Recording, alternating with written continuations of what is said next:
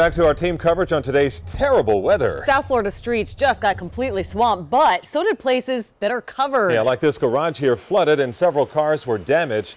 Local 10 News reporter Terrell Fournette live now from Miami Beach with a closer look at what people will need to clean up. Terrell. Well, we are at a condo building on Lincoln Road where that road meets Biscayne Bay. This is a decline that leads to an area where cars are supposed to be parked, but as you can tell, the deeper you go in, the deeper the water really gets. There are no cars that you can see right now, but there are still a few cars that are stuck in all of this because this water has nowhere to go, and some residents here are now out of tens of thousands of dollars after losing their vehicles because of all of this rain.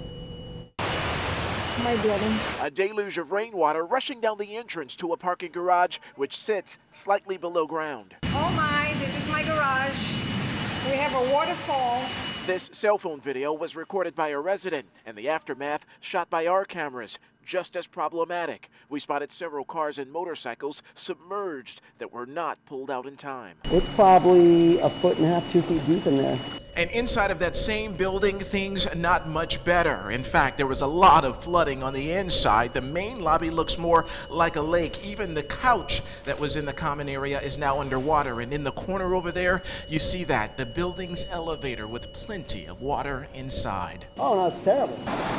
Just down the road, severe street flooding left quite a few drivers stranded in the middle of the road. Water at times thigh-deep high during the thick of it. Francisco Quintana had to push his car to higher ground after it stalled out. Seemed to be a lot of traffic, so we were trying to take the little side streets thinking it would be quicker. But it happens so that the water pretty much reached up until the pretty much top part. Car after car after car, all in the same boat, so to speak. An endless amount of business for tow truck drivers who struggle to keep up with the many soggy service calls. Non-stop is crazy. You know, we go and picking up. It's crazy. I'm going to another one stuck in the hole right there. And then I got another one. It's a busy day. Busy day indeed, and it usually takes this parking garage several days to dry out. Residents here know that because it's not the first time that this parking garage has flooded. In fact, one guy I spoke with says he's lived here for about 15 months, and this is the third time that he's seen this parking garage underwater. One more point, a woman who lives in this building says she actually went door to door to warn her neighbors that this problem was rising up below. So actually she spared several people from actually getting their car lost in all of this water.